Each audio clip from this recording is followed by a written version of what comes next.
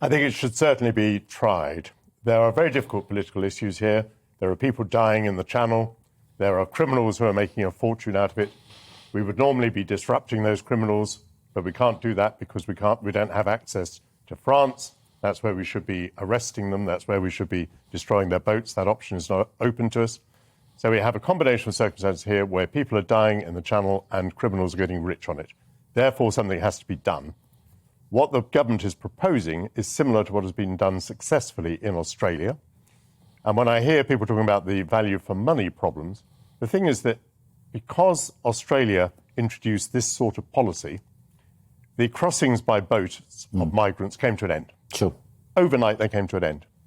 And so how do you put a cost value on that?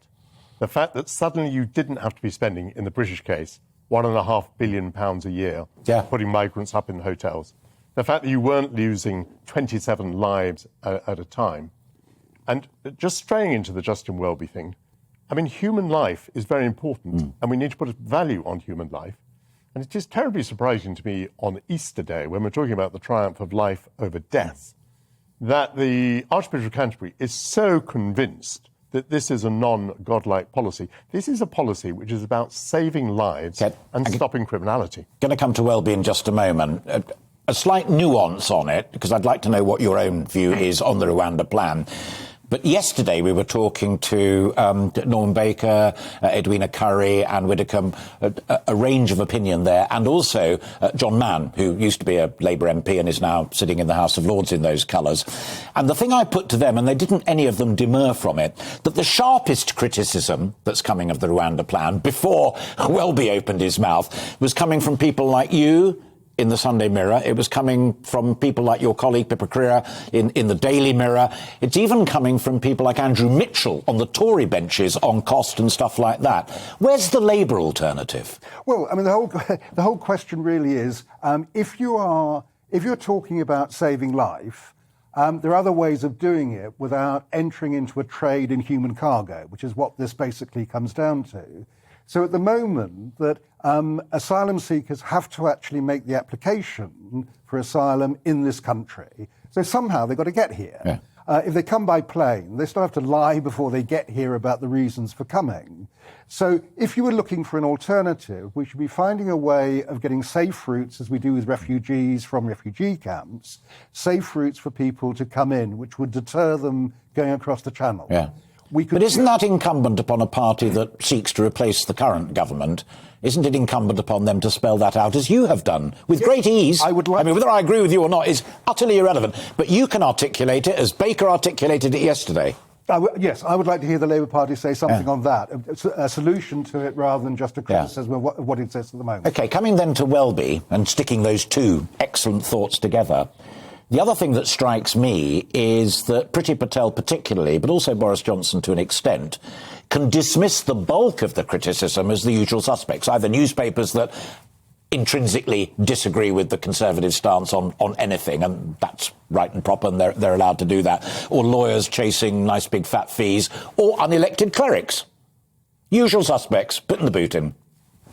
Well, what is so depressing about the Church of England's interventions over the years is that they're nearly always on the left. I mean, there is a tendency that this begins to look like the Labour Party in robes. If there were going to be frequent interventions, it would be interesting if some of them could be characterised as being from the right and some from the left, but that is not the case. Where it's kind of unfair is that the Archbishop weighs in and decrees what is godlike and what is ungodlike, but he doesn't engage with the political issue, which is what politicians have to do. Politicians can't just say, or maybe the Labour Party is at the moment, just saying, we don't want anything to do with this. Politicians have to solve problems. And I think if an archbishop is going to make an intervention, then he ought to do that in the same spirit. So what the government is saying is, yes, we have a desperate problem here, and people are dying. The policy that we're seeking to introduce is a very tough one. And yes, I think there will be some humour in suffering, although actually what I think will happen is that the trade will dry up overnight. So I don't think we're going to find lots of people being transported to Rwanda, because the whole business model of the criminals collapses if the people can't set foot and stay in Britain, which is where they're wanting to come to.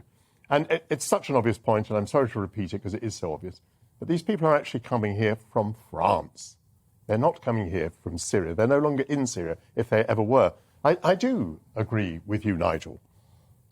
We've seen how Britain reacts to the Ukrainian refugees. Let us, by all means, react to other refugees in the same way, to Syrians and so on.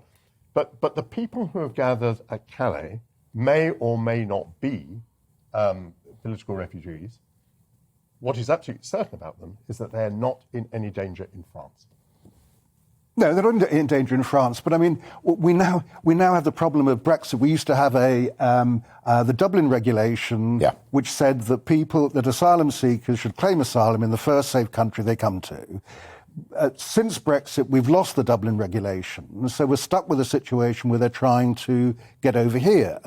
And although you sort of cite Australia, Michael, as being a great success, yes, it did actually stop boat crossings, but they still had real problems with human rights in Papua New Guinea. They had to close down the camp there.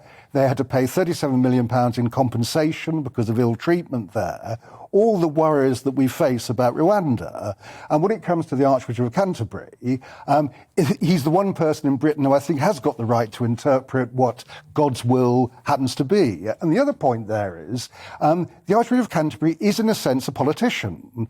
That he's leader of the established church, which 26 bishops are parliamentarians. They are legislators as of right. Whether that's right or wrong is a different argument, but that's what they are. And what they should be doing is intervening in British politics an awful lot more than they do at the moment. The problem with the Church of England is it doesn't seem to be relevant.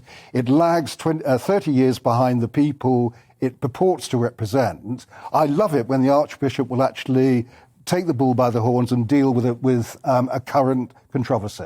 But that's fascinating because it raises that it is incumbent upon men and women of the cloth to speak out in that territory because that's what they do for a living.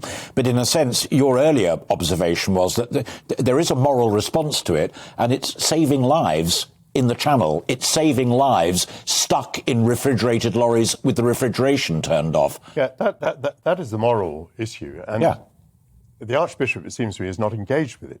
He's not said, I have considered the fact that people are dying in the Channel and dying in lorries. And I believe that even though these people are dead, and even though more people are going to die, and even though this is a criminal activity, I think that it's better to have what we've got than to send a few people to Rwanda. Now, I mean, do you share Nigel's concern, and many other people have raised it, about Rwanda? I know they tried many other countries, but Rwanda is the country with whom they are doing a deal. The US State Department latest report on Rwanda was utterly damning, as indeed was one that the Foreign Office here signed off as well, on civil liberties, on gay rights, all sorts of things. Well, these people are being sent to Rwanda to be processed. And I repeat my point, which is I think that most people will not choose to make the journey. That is actually the point of the policy. The point of the policy is not to send a whole lot of people to Rwanda. It is to choke off the criminal trade, which is what happened in the Australian case. I would like to address Nigel's point. Yeah. If mistakes were made in the case of the way Australia implemented its policy, then that's good for us because there are things that we can learn about.